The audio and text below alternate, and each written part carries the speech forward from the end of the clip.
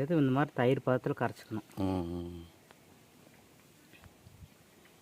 இது தலைக்கு மட்டும் போடுறதுங்களா, உடம்புக்கு மட்டும்? இதுதான் சோப்பு ஷாம்பு எல்லாம் இதுதாங்க.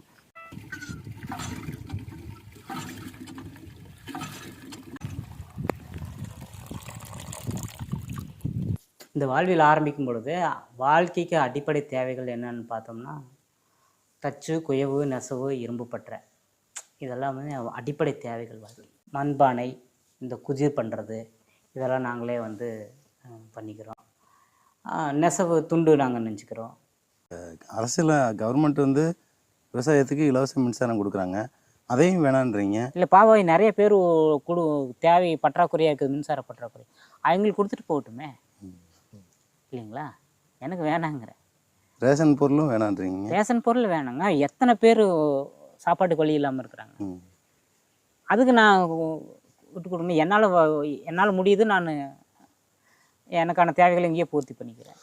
அரசுக்கு ஏன் அவ்வளோ சிரமம்? பாவம், எத்தனை கஷ்டப்பட்டுருக்குது அரசு இந்த மக்களை வச்சுட்டு, பல கோடி மக்களை வச்சுட்டு எவ்வளோ கஷ்டப்பட்டு. அதுக்கு பாரம் இல்லாமல் இருப்போமே நம்ம வாழ்க்கை. வந்து நீங்கள் சுருக்கமாக சொல்கிறது என்னென்னா, மனிதனுடைய தேவையில்லாத நுகர்வு தான் அவனோட எல்லா பிரச்சனைக்கும் காரணம். ஆமாம் அப்படின்றீங்க. வணக்கங்க. உங்களை பற்றி ஒரு அறிமுகம் சொல்லுங்க. என்னோட பேர் இளங்கோ. இரும்பறை கிராமம், கோவை மாவட்டம். இந்த இடம் ஒரு 4 ஏக்கர் நிலம் வாங்கி தற்சார்பு வாழ்க்கை வாழ முயற்சி செய்து கொண்டிருக்கிறேன். தற்சார்பு வாழ்க்கை அப்படின்னா என்னதுங்க? நம்மளை சுற்றி இருக்கிற பொருள், நமக்கு தேவையான பொருள் நம்மக்கிட்ட இருக்கும் பொழுது நாம் அதை தவிர்த்துட்டு வேறு போகும் பொழுது தற்சார்பு உடைக்கப்படுகிறது. அதாவது நம்மளை சுற்றி இருக்கிற பொருளை நம்மளை நுகர்வை எடுத்துக்கிறது தான் தற்சார்பு. இந்த தற்சார்பு வாழ்க்கை வாழணும் அப்படின்ற எண்ணம் எப்போ உங்களுக்கு தோணுச்சு? சிறு வயது வாழ்க்கை தான். எனக்கு அனுபவம் வந்து பார்த்துட்டிங்கன்னா, சின்ன வயசுல இப்படித்தான் ஓடிருக்கோம். எனக்கு தற்சார்பு அப்படிங்கிற ஒரு நோக்கத்துலையெல்லாம் நான் இல்லை. நான் வந்து பார்த்துட்டிங்கன்னா, சிறு வயதில் இந்த மாதிரி வாழ்க்கை வாழ்ந்திருக்கோம். அதை மறுபடியும் வாழணுங்கிறதுக்கான ஒரு இது. அதே நேரத்தில் நான் நவீன வாழ்க்கையிலிருந்து வெளியேறணுங்கிற ஒரு விருப்பத்தில் இங்கே வந்து இன்பமாக வாழணும், அவ்வளோதான். அதான் நோக்கம். அது தற்சார்பாக இருந்தானே எதாக இருந்தால் என்ன, அது மற்றவங்களுக்கும் பயனுள்ளதாகவும் நமக்கும் பயனுள்ளதாகவும் இருக்கணும். நம்மளால் முடிஞ்சது இயற்கை அழிக்காமல் வாழணுங்கிறது ஒரு எண்ணம். அந்த எண்ணத்தில் நாங்கள் வாழ்ந்துட்டுருக்கோம். சரிங்க. இப்போ அதாவது தற்சார்பு வாழ்க்கைங்கிறது வந்து அதிகப்படியான மக்களுக்கு உண்டான ஒரு ஆசையாக இருக்கும், எண்ணமாக இருக்கும். அதை வந்து உள்ளே வச்சுருப்பாங்க. நீங்கள் வந்து இது எப்படி செயல்படுத்துனீங்க? அதாவது ஒரு தனி மனிதன் இதை செயல்படுத்திடலாம். நீங்கள் வந்து இங்கே குடும்பத்தோடு தானே இருக்கீங்க, அப்பா அம்மா மனைவி குழந்தைங்க இவங்களோட தான் இருக்கீங்க.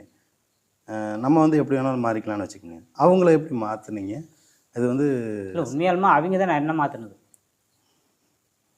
அவங்களுக்கு இந்த வாழ்க்கை துணைவியாக இருக்குது, இந்த வாழ்க்கையை பிடிச்சிருந்தேன். நான் 2 நவீன வாழ்க்கையும் காமிச்சிட்டு இந்த வாழ்க்கையும் காமிச்சிட்டேன். அவங்களுக்கு இந்த வாழ்க்கை சரின்னு பட்டதுனால தான் அவங்களுக்கு நான் ஒத்துழைப்பு கொடுக்குறேன். சரிங்களா? அப்போது எனக்கு இந்த வாழ்க்கை மேலே ஆர்வம் தான். மொத்தத்தில் வந்து மனைவி மக்களோட இருந்து வாழணும். சரிங்களா? அது எனக்கு இந்த வாழ்க்கையை கொடுக்குது. அப்புறம் அதே நேரத்தில் வந்து தற்சார்பு வாழ்க்கைங்கிறது ஏதோ தனித்து போய் ஒரு ஆள் வாழ்கிறதில்ல. தற்சார்பு வாழ்க்கை அது கூட்டு வாழ்க்கை, அது ஒரு கூட்டு சமூகம். ஒத்த மனப்பான்மை உள்ளவங்க ஒன்று சேர்ந்து ஒரு கூட்டு முயற்சியாக இருக்குது. இப்போ இந்த வீடே பாருங்கள், நாங்கள்லாம் வந்து கல் மண், காட்டில் இருக்கிற கல் மண்ணுகள் தான் எடுத்து காடு சுத்தம் பண்ணும்பொழுது வீடாக கட்டிக்கிட்டோம். இதில் பார்த்துட்டிங்கன்னா எந்த விதமான சிமெண்ட் பயன்பாடுகளோ வந்து மிக மிக குறைவு. அந்த சட்டம் வர்ற இடத்துல தான் இருக்கும். மற்றது எல்லாமே பார்த்துட்டிங்கன்னா இங்கே இருக்கிற காட்டில் இருக்கிற கல் மண்ணுகள் சும்மா தேவையற்ற கற்கள் தான். அதுவுமே வந்து பார்த்துட்டிங்கன்னா இது மறுபடியும் இடித்தாங்க கூட இது மறுபடியும் பயன்படுத்திக்கலாம். ஆனால் இது ஒரு நவீன கட்டுமானத்தை வந்து நீங்கள் இடிச்சிங்கன்னா மறு சுழற்சிக்கு நீங்கள் பயன்படுத்த முடியாது. இது அப்படியே பயன்படுத்திக்கலாம். இது இந்த வீடு மறுபடியும் தோட்டமாகும். சரிங்களா? அப்புறம் இந்த மரப்பொருட்கள் எல்லாம் வந்து பார்த்துட்டிங்கன்னா, ஒரு பழைய பள்ளிக்கூடம் பிரிச்சாங்க. அத கொண்டு வந்து போட்டுக்கிட்டோம். அப்போ இப்போ அடிப்படை நமக்கு தேவையானது என்ன? இருக்க இடம், உடுக்க உடை, உண்ண உணவு, அப்புறம் என்னங்க? இதான அடிப்படை. சரிங்களா? இந்த அடிப்படையில் பார்த்தீங்கன்னா, இருக்க இடம் நான் இஎம்ஐ எல்லாம் போட்டு கட்டல. காட்டில இருக்கிற கல் மண்ணுகள எடுத்து நாங்களே கட்டிக்கிட்டோம். இது ஒண்ணும் அவ்வளோ நேர்த்தியெல்லாம் இருக்காது. எங்களுக்கு தகுந்த மாரி நாங்க கட்டிக்கிட்டோம். உண்ண உணவு இந்த மானாவாரி வேளாண்மையிலேயே எங்களுக்கு தேவையான ஒரு 60% உணவீடு வந்து இதில் எடுத்துடுறோம். உடுக்க உடை எங்களால முடிஞ்சது துண்டு எல்லாம் பண்ணுறோம். அதை துண்டை கொடுத்துட்டு அப்புறம் வேட்டி வாங்கிக்கிறது தான் அந்த மாதிரி. பண்டமாற்று முறையை பயன்படுத்தி. ஆமாம், பண்டமாற்று முறையில் பண்ணிக்கிறோம். அப்புறம் முடியாதவங்களுக்கு நாங்கள் விற்பனையாக கொடுக்குறோம்னு வச்சுக்கோங்களேன். அதே ஒரு நாங்கள் விற்பனைன்னு சொல்கிறதில்ல. நாங்கள் வந்து அது வந்து ஒரு பகிர்தலாக தான் நாங்கள் பார்க்குறோம். இப்போ ஒரு தோட்டம் வச்சுக்கிறீங்க, அவங்களுக்கு தோட்டத்தில் இருக்கிறது கொடுக்குறாங்க. இதே நகரத்தில் இருக்கிறவங்களாம் இங்கே என்ன பண்ணுவாங்க? அவங்கனால ஒன்று போவாங்க. ஸோ அவங்ககிட்ட வந்து அது பொருளாதார தேவைகளும் எங்களை பூர்த்தி பண்ணிக்குது. அடிப்படை தேவைகள். இப்போ எவ்வளோ செலவு அதிகமாக சம்பாதிக்கிறோங்கிறத விட எந்த அளவுக்கு செலவுகளை குறைச்சிக்கிறோம். எவ்வளோ அதாவது என்ன சொல்ல வரேன்னா, எவ்வளோ வருமானத்தை ஈட்டுறோங்கிறது முக்கியம் இல்லை. எவ்வளவு செலவுகளை நம்ம குறைச்சிக்கிறோங்கிறது தான் முக்கியம். இப்போ நான் பார்த்துட்டிங்கன்னா, வீடு கட்டுறதுக்கு இஎம்ஐ போட்டு வீடு கட்டலை, கரண்ட்டு பில் கட்டலை, அப்புறம் என்ன தண்ணி பில்லு கட்டுறதில்ல. அது வான் நீரே எடுத்து நாங்கள் பயன்படுத்தி பண்ணிக்கிட்டோம். இப்போ நம்ம எல்லாத்துக்குமே வந்து அரசாங்கத்து மேலே குத்தம் சொல்கிறோம் இல்லையா? அரசாங்கம் அதை பண்ணல, இதை பண்ணல அப்படின்ட்டு. ஏகப்பட்ட பேர் இருக்காங்க. அவங்களுக்கான தேவைகளை அரசே வந்து முழுமையாக பண்ணிடணும்னு நம்ம எதிர்பார்க்கவும் முடியாது இல்லைங்களா? அப்போ நாம் இருந்த இந்த அரசாங்கத்தோட பாரத்தை நாம் குறைச்சிக்கலாமா? எனக்கான மின்சாரம் நீங்கள் தர வேண்டாம், சரிங்களா? எனக்கான தண்ணியை நீங்கள் தர வேண்டாம், சரிங்களா? எனக்கான அடிப்படை தேவைகள் நான் என்னென்ன பூர்த்தி பண்ணிக்கிறோம் அது நாங்கள் பூர்த்தி பண்ணிக்கிறோம். எங்களுக்கு வீடு கட்டுறதுக்கான எந்த வீட்டு லோனோ அந்த லோனோ இல்லை சலுகைகளோ எதுவும் வேண்டாம். இல்லாதவங்களுக்கு கொடுங்க. ரேஷன் பொருட்களே பார்த்துட்டிங்கன்னா நாங்கள் வாங்கிறதில்ல. நிறைய பேர் இல்லாதவங்க இருக்காங்க, அவங்க வாங்கிட்டோமே. ஆனால் நாங்கள் வந்து ரேஷன் கூட வாங்கிறதில்ல. இந்த மாதிரி வந்து ஒவ்வொரு தனி மனிதனும் பொது சமூகம் நோக்கி அதை பார்த்துட்டு நம்மளால் ஈன்ற வரைக்கும் என்ன மாற்றணுமோ மாற்றிக்கணும். நான் நல்லா உடை வாங்கி 4 வருஷம் ஆச்சு, 4-5 வருஷம் ஆயிடுச்சு நான் உடை வாங்கி. அது நண்பர்கள் கொடுக்கறது, உறவு சொந்தக்காரங்கள் கொடுக்கறது, அதைத்தான் வச்சு பயன்படுத்திட்டு இருக்கிறோம். மற்றபடி எங்களுக்குன்னு நான் 2 குழந்தை பிறந்தது, 2 குழந்தைகளுக்கும் நான் உடை எடுத்து கொடுத்ததே இல்லை. அது ஒரு நுகர்வு தாங்க, அதிகமான நுகர்வு. இப்போ அந்த துணி தயாரிக்கிறதுக்கு அதுக்கு ஒரு சாயம் போட்டு நமக்கு தேவையற்ற நுகர்வுனால் பெரிய சிரமத்துக்குள்ளான இயற்கை சீற்றங்கள் ஏற்படுறதுக்கான காரணம் அது. அதில் நுகர்வுகளை எந்த அளவுக்கு நம்ம தவிர்க்க முடியுமோ அதை தவிர்த்துக்கணும். அப்படி அந்த நோக்கத்தில் பார்க்கும்பொழுது நீங்கள் இயல்பாகவே தற்சார்பு வாழ்க்கைக்குள்ளே வந்துடுவீங்க. ஓகே, என்ன படிச்சிருக்கீங்க சார்? நான் எம்பிஏ பண்ணியிருக்கேங்க. இதுக்கு நீங்கள் எம்பிஏ பண்ணியிருக்கீங்க. ஆமாம். ஏதாவது வேலைக்கு வந்து நீங்கள் போயிருக்கீங்களா? ஆமாம், நான் கணினி துறையில் வந்து 15 ஆண்டுகளாக பெங்களூரில் வேலை செஞ்சுருக்கேன். சரி, நீங்கள் அப்படி வந்து தனியார் துறையில் பணிபுரிஞ்சுட்டு இந்த ஐடியா உங்களுக்கு எப்படி உதிச்சது? அதான் இந்த ஐடியாங்கிறது நான் இப்போ பாருங்கள், என்னை அடையாளப்படுத்துறதே பார்த்தீங்கன்னா ஐடி ஊழியர் அப்படின்னு சொல்லி அடையாளப்படுத்துகிறாங்க. அது இல்லை, நான் இந்த மண்ணுக்குரியவன், நான் இந்த வாழ்வியலை வாழ்ந்தவன். அதுதான் என்ன முதல் அடையாளம். இங்கேருந்து தான் நான் அங்கே போனேன், நகரத்துக்கு போனது. அப்போ இந்த கிராமத்து வாழ்க்கையை நான் சிறு வயதில் வாழ்ந்தது தான். அது மறுபடியும் இருக்கும். அந்த நவீனத்துக்கு போகும்பொழுது இந்த வாழ்வு மேலே இன்னும் தாக்கம் அதிகமாகிடுச்சு, ஏக்கம் அதிகமாகிடுச்சு. அதனால் நமக்கான பொருளாதாரமும் நமக்கான வாய்ப்பும் நமக்கான குடும்ப சூழலும் அமையும் பொழுது நான் இது தக்க வச்சுக்கிட்டேன். நீரின்றி அமையாது உலகுன்னு சொல்லுவாங்க. இது வந்து நீங்கள் ஒரு மானாவாரி விவசாயத்தில் தான் நீங்கள் இப்போ இருக்கீங்க. தண்ணிக்காக என்ன பண்ணுறீங்க? எப்படி சேமிக்கிறீங்க? எங்களுக்கு ஆற்று நீரோ ஊற்று நீரோ இல்லை அரசாங்க குடிநீரோ ஆழ்துளை கிணற்று நீரோ எதுவும் கிடையாது. எங்களுக்கு கிடைக்கிறது இறைநீர்ங்கிற மழை நீர் தான். ஓட்டு மேலே விடுகிற தண்ணி தான் நாங்கள் இப்படி சேகரித்து எங்கள் வாழ்வியல் முழுவதுக்கும் பயன்படுத்திக்கிறோம்.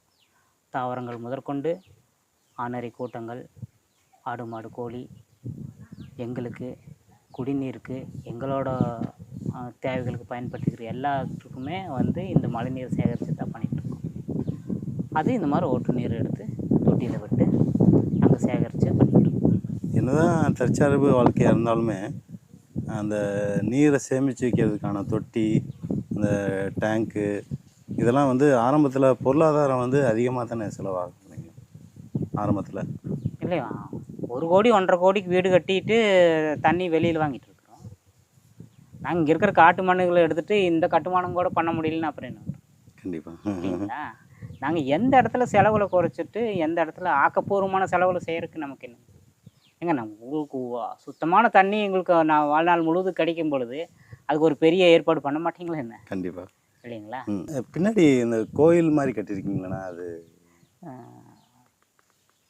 அதுங்களா, அது பார்த்தீங்கன்னா கோயில் அப்படின்னாவே கோல் நட்டிய இல்லம் தான் கோயில். எதுக்கு கோல் நட்டுறாங்க அப்படின்னா, கோவில் எல்லாம் கொடிக்கம்பம் பார்த்துருக்கீங்களா? அந்த கொடிக்கம்பத்தோட நிழல் வச்சு தான் கேலண்டரே தயாரிக்கிறாங்க. அதான் கோயிலோட முழு வேலையே வந்து முதல் வேலையே. ஒவ்வொரு கோயிலுமே வந்து ஒரு விண்ணாராய்ச்சி கூடம்.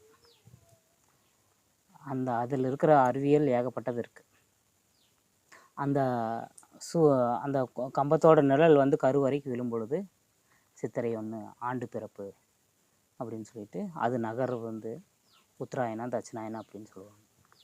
ஸோ அதுக்காக மேடை அமைச்சு நாங்கள் கட்டியிருக்கிறோம். அதில் எங்களுக்கு முன்னோர் வழிபாடு ஆகும். நாங்கள் அதை பயன்படுத்திட்டு வந்துருக்கோம். ஏன்னா முன்னோர்கள் அதை செஞ்சுருக்காங்க. முன்னோர் வழிபாடுன்றது கல் நடுறது தானே? கல் நடுறது இந்த வான்பாக்கம் ஒரு கருவி தான். நடுகல் இருக்குங்க இல்லையா, அது வேறு. அது மட்டும் இல்லை, அது நிறையா வந்து சூரியனோட நகர்வு, பூமியோட நகர்வு, நிலவோட நகர்வு, இதெல்லாமே அதை வச்சே புரிஞ்சுக்க முடியும். அதுதான் கோவில். இப்போ கடவுள் நம்பிக்கைன்றது உங்களுக்கு இருக்குங்களா? கடவுள் நம்பிக்கை எல்லாத்துக்குமே ஒரு பேராற்றல் இருக்குங்கிறது உண்டு. அந்த பேராற்றல் நம்புகிறோம். பேராற்றல், அதான் கடவுள் நம்புகிறாங்க. அது நீங்கள் என்ன வேணாலும் நினச்சிக்கோங்க. அது இயற்கைன்னு வச்சுக்கோங்க, கடவுள்னு வச்சுக்கோங்க, இறைவன் வச்சுக்கோங்க. நமக்கு மேலே ஒரு சக்தி இருக்குது. இருக்குது தானே, அதான் கடவுள். இப்போ யாருங்க காலையில் 6 மணிக்கு சூரியன் உதயமாகும்னு யார் சொல்கிறாங்க? 6 மணிக்கு மாலை 6 மணிக்கு மறையன்னு யார் சொல்கிறாங்க? எல்லாம் இயக்கத்தில் இருக்குதுல்ல, அந்த இயக்கம்தான். அந்த இயக்கத்தை தான் சிலர் ஆன்மீகங்கிறாங்க, சிலர் வந்து விஞ்ஞானங்கிறாங்க, சிலர் வந்து கடவுளுங்கிறாங்க. அதனால் இயக்கங்கள் நடந்துகிட்ருக்குது. அது நம்ம எந்த அளவுக்கு புரிஞ்சுக்கிறோமோ அதுதான். இப்போ நம்மளோட உணவு தேவையெல்லாம் எப்படிங்க பூர்த்தி பண்ணிக்கிறீங்க? உணவு தேவைகள் பார்த்துட்டிங்கன்னா நாங்கள் வந்து வேளாண்மை தான் பண்ணுறோம். நாங்கள் மானாவாரியில் வந்து நிலக்கடலை, அவரை, துவரை, பச்சைப்பயிறு, ஆமணக்கு, தட்டைப்பயிறு இதெல்லாமே போட்டு நாங்கள் எடுத்துக்கிறோம். அதையே வந்து நாங்கள் பெரும்பாலான உணவுக்கு பயன்படுத்திக்கிறோம். மழைக்காலத்தில் காய்கறி செடிகளெல்லாம் போட்டு எங்களுக்கு தேவையான காய்கறிகள் எடுத்துக்கிறோம். கோடை காலத்தில் தானியங்களும் உணவாக எடுத்துக்கிறோம். அப்புறம் அரிசியெல்லாம் வந்து நாங்கள் பண்டமாற்றாக வந்து நாங்கள் விளக்கெண்ணெய் செய்கிறோம் இல்லையா, விளக்கெண்ணெய் கொடுத்துட்டு அரிசி வாங்கிக்கிறது. அப்படி. இப்போ இந்த மானாவாரி சாகுபடியில் வந்து இந்த பூச்சி மேலாண்மை இந்த மாதிரி இதெல்லாம் இருக்கு இல்லைங்களா? ஆமாங்க. அதுக்கெல்லாம் எப்படிங்க பண்ணுறது? இல்லை, எங்கள் குடும்பத்தில் பூச்சியும் ஒரு குடும்பத்தினர். இப்போ நீங்களாம் போய் பாருங்கள், அந்த துவரை செடியில் ஒரு காயில் 3 விதைகள் இருக்கும். 3 விதையில் 2 பூச்சி புழு சாப்பிட்ருக்கும், 1 தான் மீதம் இருக்குது. இப்போ அங்கேயே பங்கு பிரிக்கப்பட்டுருது. அதுக்கு உண்டு மீதி இருக்கிறதா எங்களுக்கான வாழ்வு. அதனால் நாங்கள் பெருசாக விற்பனைக்கெல்லாம் கொண்டு வர முடியாது. எங்கள் வாழ்வியலுக்கு எங்களுக்கு தேவையானதை பண்ணிக்கிறோம். மீதி போகிறதுக்கு பாருங்கள், இந்த அரப்பு மரங்கள் எல்லாம் இருக்குது. அந்த அரப்பு மரத்துலலாம் வந்து இலையை எடுத்து பறித்து அது கொஞ்சம் கூடுதலாக இருக்கும்போது மற்றவங்களோட பயிக்கிறோம். காட்டு சுண்டை வற்றல் பண்ணுறோம். அப்புறம் வந்து இந்த கைத்தறி துண்டு பண்ணுறோம். அதெல்லாம் உபரியாக இருக்கிறத மற்றவங்களுக்கு கொடுக்குறோம். இப்போ கைத்தறி நீங்களாக நெஞ்சு அதை வந்து பயன்படுத்திக்கிறீங்க. இது ஒரு துண்டு நெய்யறதுக்கு 1 நாள் ஆகுங்களா? 1.5 நாள் ஆகும். 1.5 நாள் ஆகும். ஆனால் சந்தையிலையோ கடையிலையோ போவாங்கன்னா ஒரு துண்டோட விலை 25 ரூபாலேருந்து 50 ரூபா, 100 ரூபா இந்த மாதிரி கூட இருக்குது. இப்போ நீங்கள் நஞ்சு பயன்படுத்துறதுக்கும் வெளியில் வாங்கி பயன்படுத்துறதுக்கும் இல்லை அங்கே உழைப்பு போடுறது வெறும் துண்டுக்காக மட்டுமல்ல. நெசவுங்கிறது அது ஒரு யோகா. சரிங்களா? அங்கே எல்லா உறுப்புகளும் செயல்படும். காலும் மிதிக்கணும், கையும் இப்படி ஆட்டணும், கண்ணு பார்க்கணும். இப்போ எல்லா உறுப்புகளுமே வேலை செய்யக்கூடிய ஒரே தொழில்னால் அது நெசவு தான். அதனால் வந்து வாழ்வியலுக்கு அது தேவை. நீங்கள் தேவையெல்லாம் போய் ஜிம்முக்கு போய் செலவு பண்ணிட்டு போகிறீங்க இல்லைங்களா? இப்போ நான் அடிபம்பு போய் அடித்து தண்ணி எடுக்கிறேன். அதே அங்கே மோட்டர் போட்டு நான் ஜிம்முக்கு போய் காசு கொடுக்குறேன்னா இல்லையா? இப்போ அந்த கேள்வி ஏன் கேட்க மாட்டேங்குது? சரிங்களா? ஆற்றல் எங்கேயோ தேவையில்லாத பக்கம் செலவழிச்சிட்ருக்குறோம். அப்போது நம்ம ஆற்றலை வந்து சரியாக பயன்படுத்தணும்னா இப்போ மோட்டரோ ஃபேனோ ஏதோ ஒன்று நம்ம அது இல்லாமையும் இருக்க முடியுங்கிறது ஒன்று இருக்குது இல்லையா? அப்போ அந்த மின்சாரத்துக்காக எங்கேயோ ஒரு பக்கத்தை நம்ம வந்து ஒரு இயற்கை சீரழிச்சு தானே இங்கே கொண்டு வந்துட்டுருக்கோம். சரிங்களா? பெட்ரோல் டீசலே வச்சுக்கோங்களேன். பெட்ரோல் டீசல் எங்கேயோ ஒரு இயற்கை வளத்தை அழிச்சு தானே இங்கே நம்மளுக்கு கொடுத்துட்ருக்குறோம். அப்போ அது இல்லாமல் வாழ முடியுமா முடியாதா அப்படிங்கிற கேள்வியில் சுத்தமாக முடியும்னா முடியாது. ஆனால் நம்மளால் முடிஞ்சதை மாற்றிக்கலாம்ல. என்னால் இப்போ நீங்கள் வீட்டுக்குள்ளே வந்தீங்க, அந்த வீட்டுக்கு கரண்ட் தேவைங்களா? இயற்கை வெளிச்சமே இருக்குதா? இருக்குது. காற்றோட்டத்துக்கு ஜன்னலே இருக்குதா? அப்புறம் எதுக்கு எனக்கு லைட்டுமு ஃபேனுமு? என்னென்ன விதத்தில் வந்து மனிதன் வந்து தேவையில்லாத நுகர்றான், தனக்கு அதிகபட்சமான தேவைகளை எடுத்துக்கிறான் அப்படின்னு நீங்கள் நினைக்கிறீங்க? இப்போ நம்ம காலநிலை சீதோஷ நிலைக்கு ஒத்த கோமணம் போதுங்க. எது ஒற்றை கோமணம் போகுது. சரி, அதுதான் குறைஞ்ச அளவு தேவையாங்கிறதே ஒரு ஆணுக்கு வந்து அதே போதும். ஆனால் வந்து இப்போ நம்ம எந்த அளவுக்கு நுகர்வு எடுத்துக்கிறோம்? சரிங்களா? இந்த சட்டையை போட்டுக்கிறோம், இந்த வேட்டி கட்டிக்கிறோம் இல்லைங்களா? அப்புறம் பேண்ட் போட்டால் ஷூ போட்டுக்கிறோம். இப்போ இதுக்கு எல்லாமே பார்த்தீங்கன்னா பாரு, இதுக்கு சாயம் எங்கேருந்து, எந்த நிலத்துலேருந்து கெடுதல் பண்ணுது? இதுக்கான சாயம் இல்லைங்களா? அப்போ இந்த நுகர்வுகளை குறைச்சிக்கலாமே. புரியுதுங்களா? என்ற கடைசிக்கு ஒரு வெள்ளை ஆடை உடுத்தினா கூட இந்த வண்ணத்தோட ரசாயன வண்ணம் நிலத்தில் போய் சேராது இல்லையா? சரிங்களா? அப்போது நம்ம அந்த நுகர்வை குறைச்சிக்கலாமே. இப்போ யாருக்காக அந்த அவ்வளோ ட்ரெஸ்ஸு எல்லாம் போட்டுக்கிட்டு யாருக்காக போகிறீங்க? சரிங்களா?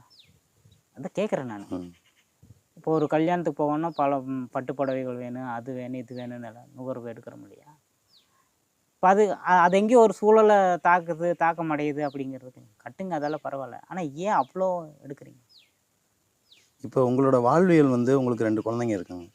அந்த குழந்தைகளோட வாழ்க்கையை பிற்காலத்தில் பாதிக்கும் அப்படின்னு நினைக்கிறீங்களா? எப்படி பாதிக்குன்னு கேட்குறீங்க? எந்த வகையில் பாதிக்கும் நீங்களே சொல்லுங்களேன். நீங்கள் உங்கள் பார்வையில் பார்க்குறீங்க, இந்த குழந்தையின் பிற்காலத்து இந்த மாதிரி பாதிக்குன்னு சொல்லுங்கள், அதுக்கு நான் பதில் சொல்கிறேன். இல்லை, இப்போ குழந்தைங்க இருக்காங்க, வளர்கிறாங்க. இப்போ வந்து அவங்க தனித்து விடப்பட்ட மாதிரி தானே இருக்காங்க. அவங்க மற்ற குழந்தைங்களோட போய் விளையாடுறதோ, அவங்களோட பழகிறதோ, இன்றைக்கி நடைமுறை என்ன, உலக வாழ்க்கை எப்படி இருக்குது, உலகம் எப்படி இருக்குது அப்படின்றத பற்றி தெரிஞ்சுக்கிட்டா தானே இந்த உலகத்தில் வாழ முடியும். இது வந்து உங்களோட குழந்தைகளோட வாழ்க்கையை பார்த்து. இப்போ நகரத்தில் உள்ள குழந்தைகள் தனித்து இருக்குதா இல்லை கூட்டாக இருக்குதான்னு நீங்களே சொல்லுங்க. தனித்து தான் இருக்குது. எப்படி சொல்கிறீங்க? இல்லை, தனியாக ஃபோனை வச்சுட்டு தானே குழந்தைங்க விளையாண்டுருக்காங்க. வருதா? சரிங்களா? இப்போ நகரத்தில் ஒரு குழந்தைய அப்படியே கற்பனை பண்ணுங்க. ஒரு 10வது படிக்கிற ஒரு பையன் எந்திரிக்கிறான், மொபைல் பார்க்குறான். அப்படியே மொபைலை எடுத்து வச்சுட்டு அப்படியே ஃப்ரிட்ஜில் ஓப்பன் பண்ணுறான், ஏதோ ஒன்று எடுத்து குடிக்கிறான். அப்புறம் அப்படியே போகிறான், அம்மா ஸ்டவ்வில் கேஸில் ஏதோ ஒன்று வேலை பண்ணிகிட்ருக்குறாங்க, அதில் டீ குடிக்கிறான். அப்புறம் அப்படியே வெளியில் போகிறான், வாகனத்தை எடுக்கிறான், அப்படியே போகிறான், வர்றான். சரிங்களா? இங்கே எந்த இடத்துல உயிர்கள் இருக்குதுன்னு சொல்லுங்க பார்க்கலாம். இயந்திரத்தோடையே பழக விடுறோம். சரிங்களா? இப்போ என் பையன் காலையில் எந்திரிக்கிறான், எந்திரிச்சோடனே கோழிக்கு தீனி போடுவான், செடிக்கு தண்ணி ஊற்றுவான், ஆட்டுக்கு தீனி வைப்பான், மாடுக்கு தீனி வைப்பான். இப்போ உயிர்களோடு உறவாடுறதுக்கான வாழ்க்கையை ஏற்படுத்தி கொடுக்கணுமா, இயந்திரங்களோட வாழ்க்கையை முழுசாக இருக்கிற வாழ்க்கையை எடுத்து கொடுக்கணும்? இப்போ நீங்களே சொல்லுங்கள், இந்த குழந்தையோட வாழ்க்கை எப்படி இருக்குன்னு நீங்கள் சொல்லுங்கள், நான் சொல்லக்கூடாது. அதாவது சார், மற்ற குழந்தைகளோட பேசி பழகக்கூடிய அந்த வாய்ப்புகள் இல்லை அப்படிங்கிற இல்லை மற்ற குழந்தை கூட பேசுறதுலேருந்து தான் எங்கள் கருத்து. அதுதான். இல்லை விளையாடணும். எங்கே விளையாடுறாங்கன்னு நான் கேட்குறேன். ஆ. புரியுதுங்களா? எங்கே விளையாடுறாங்க? விளையாட இப்போ நகரத்தில் இருக்கவங்கள கண்டிப்பாக யாரு கூட விளையாட வர்றதில்ல. அதே போலதான் இங்கேயும், அதாவது இதுங்களா இங்க இருக்கிற குழந்தைகளா இவங்க விளையாடுறாங்க, இவங்க உயிர்களோட பழகுறாங்க. அழகாங்க. இப்போ யாருக்கிட்ட கருணை எதிர்பார்க்கலாம்? இவங்ககிட்ட தான் இருக்கு. அவங்ககிட்ட எப்படி ஒரு உயிரோட வலியை எப்படி எங்களால புரிஞ்சுக்க முடியும்? அவங்களால எதுவுமே ஒரு புரிஞ்சுக்க முடியாது. தந்தையினோட கடமை என்ன? குழந்தைக்கு தேவையானது எல்லாத்தையும் பூர்த்தி பண்ணணும். அவனை வந்து அறிவாளி ஆக்குறதோ இல்லையோ, ஆனா அவனை ஒரு மனிதனா மனிதாபிமான ஆமா கண்டிப்பாங்க. சரியா? அப்போ அதாவது என்ன சொல்லுவாங்கன்னா, நல்ல பையனுக்கும் சொத்து சம்பாரிச்சு வைக்க தேவையில்லை, கெட்ட பையனுக்கும் சொத்து சம்பாரிச்சு வைக்க தேவையில்லை. என்னதுங்க? நல்ல பையனுக்கு சம்பாரிச்சு வைக்க தேவையில்லை, கெட்ட பையனுக்கு சம்பாரிச்சு வைக்க. ஏன்னா நான் கெட்ட பையனுக்கு சம்பாரிச்சா அவனை அழிச்சு முடிச்சிருவான், நல்ல பையனுக்கு அவனே சம்பாரிச்சுக்குவான். ஆமா, சரிங்களா? புரியுதுங்களா? அப்போ அவனுக்கு இந்த சமுதாயத்தில் ஒரு கருணையுள்ள மனிதனாக கொடுக்கணும்னு தான் நான் நினைக்கிறேன். ஒழிய கருணையற்றவனாக கொடுக்கணுங்கிற எண்ணம் இல்லை. அவன் அறிவாளியாக இருக்கணுங்கிற அவசியம் இல்லை. இல்லை மின்சாரம் இல்லை, இன்னைக்கு வந்து தகவல் தொழில்நுட்பம் இல்லை, இந்த இது டிவி இல்லை, இன்னைக்கு என்ன நியூஸ் நடக்குது, உலகத்தில் என்ன நடக்குது, இதை கூட அவங்க தெரிஞ்சுக்க கூடாதா? நாங்கள் டெக்னாலஜி இல்லைன்னு நான் சொல்லவே முடியாதுங்க. அப்போ நீங்கள் எங்கள் ஃபோன் பண்ணிட்டு வந்தீங்க, அப்போ எங்கிட்ட டெக்னாலஜி இருக்குது இல்லை, அது ஒன்று போதுங்க. எல்லாத்தையும் புள்ளி போது எல்லா மொத்த உலகத்தையும் கொண்டு வந்து இந்த விஷயத்தெல்லாம் குழந்தைக்கு கற்றுக் கொடுக்கணும் தேவையில்லை. அவன் ஒரு முறை சமூகத்துக்குள்ள கூட போயிட்டு வந்தானா தெரிஞ்சு போயிடும். நாங்கள் என்ன சமூகத்துக்கு கூட பழகலைன்னு நினைக்க வேண்டாங்க. நாங்கள் எப்படி பழகிறோம்? இப்போ பாருங்க, நாங்கள் கல்யாணம் காது குத்துனா நாங்கள் வந்து ஒரு 2 நாளைக்கு முன்னாடியே போயிடுவோம். போயிட்டு அங்கே தேவை வேலைகளை செஞ்சுட்டு அந்த குழந்தைகளோட பழக விட்டுட்டு எல்லாம் வருவோம். ஒரு சந்தைக்கு போகிறோம், சந்தைக்கு போகும்பொழுது குழந்தைகளை கூப்பிட்டு போகிற பரப்பா இதெல்லாம் இந்த மாதிரி இருக்கிறாங்க, இப்படியெல்லாம் இருக்குது. சரிங்களா? அப்புறம் கல்விக்குமே நம்ம வந்து அரசு பள்ளி அனுப்பத்தானே போகிறோம். இதில் என்ன இருக்குது? சரி, இப்போ குழந்தைங்களுக்கு ஏதாவது உடம்பு சரியில்லை, உங்களுக்கே ஏதாவது உடம்பு சரியில்லை, அந்த மருத்துவ முறைகள்லாம் எப்படி இது பண்ணுறாங்க? பாட்டி வைத்தியமே இருக்குதுங்கள, பாட்டி வைத்தியமே இருக்குது. அது தேவைன்னா போகலாம், தேவையில்லைன்னா ஏன் போகணும்? ஏங்க ஒரு விஷயம் உங்களுக்கு தேவைன்னா தானே போவீங்க, தேவையில்லைன்னா போக மாட்டீங்களா? மருந்து மாத்திரையெல்லாம் எடுத்துக்கிறது இல்லை. மருந்து மாத்திரைங்கிறது என்ன அப்படிங்கிறது பார்க்கணும். உடல் வாழ்வியல் எல்லாம் சரியாக இருந்துச்சுன்னா மருந்து மாத்திரை தேவையில்லை. அதுவுமே பார்த்துட்டிங்கன்னா மருந்து மாத்திரை எங்களுக்கு கிச்சன் தான் மெடிக்கல் ஷாப்பு. அதில் இருக்கிற மஞ்சள் உணவே மருந்து. சரிங்களா?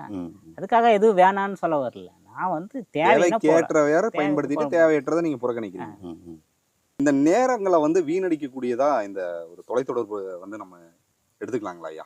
ஆமாம் ஆமாம். நம்ம இப்போ நீங்கள் உங்களை வந்து தனியாக ஒரு கேமரா ஃபோக்கஸ் பண்ணிவிட்டு உங்களுக்கு இப்போ பார்த்தீங்கன்னா நீங்கள் இப்போ 2 பேர்த்துக்குமே நேரம் இல்லைன்னு சொல்லுவீங்க. ஆமாம், சரிங்களா? இப்போ நான் வந்து பார்த்தீங்கன்னா எல்லாமே இப்போ நீங்களே பார்த்தீங்கன்னா குளிச்சுட்டு வர்றதுலேருந்து உடல் உழைப்பால் தான் எல்லாம் வந்து தண்ணி எடுத்துகிட்டு வந்து எல்லாம் குளிச்சுட்டு எல்லாம் பண்ணிவிட்டு நான் வந்து உங்களுக்கு பேசுகிறதுக்கான நேரம் இருக்குது. ஆமாம், நான் எல்லாத்தையும் உடல் உழைப்பால் செஞ்சுட்டு உங்கள்கிட்ட பேசுறதுக்கு நேரம் இருக்குது. ஆனால் உங்கள்கிட்ட மோட்டர் இருக்குது, வாகனம் இருக்குது, எல்லாம் இருக்குது. ஆனால் உங்களுக்கு ஏற்ற நேரம் இல்லை. ஆமாம், கேட்குற சரியா? புரிஞ்சதா? புரியல? சரிதாங்க. உங்களுக்கு தான் நேரம் அதிகமாக இருக்கணும். நான் ஒரு பக்கெட் தண்ணி அடித்து கொண்டு வரக்கு எனக்கு ஒரு 10 நிமிஷம் ஆகுது. நீங்கள் மோட்டர் போட்டோன்னே தண்ணி வந்துடுது. அப்போ உங்களுக்குள்ள நேரம் அதிகமாக இருக்கணும். அப்போ அந்த நேரம் யாருக்கு அளவாடுறது? தொலைத்தொடர்பு தாங்க, இந்த டெக்னாலஜி தான். ஏங்க இந்த வானத்தை, இந்த மலையை, இது தானே செல்லில் மொபைலில் பார்க்குறீங்க. நான் நேராகவே பார்த்துக்கிறேன்னேங்க. கண்டிப்பாக. அது ஏன் டிஜிட்டல் ஸ்க்ரீனில் தான் பார்க்கணும்னு நினைக்கிறேன். எனக்கு அப்படி பார்த்து நான் என்ன அந்த வாழ்க்கையில் நானெல்லாம் வந்து 24 மணி நேரமும் ஸ்க்ரீன் பார்த்துட்டே இருந்தேன் கம்ப்யூட்டரில். ஆமாம், பார்வை கோளாறால் ஏற்பட்டு எல்லாம் இதாக இருந்தது. மறுபடியும் இந்த வாழ்விக்கு வந்து ஏற்பாடு எனக்கு இப்போ நான் கண்ணாடி போடுறது இல்லையா, குறைபாடும் இல்லை. லாங் சைட்டுக்கு கண்ணாடி போட்டிருந்தேன் தூர பார்வைக்கு, இப்போ போடுறதில்ல. இப்போ எனக்கு இயல்பாயிடுச்சு. நிறைய தகவல்கள் எங்ககிட்ட பரிமாறிட்டீங்க. உங்களுடைய உழைப்பால் நிறைய பேருக்கு முன்னுதாரணமாக இளைஞர்களுக்கு விளங்குறீங்க. மிக்க நன்றிங்க. நன்றி.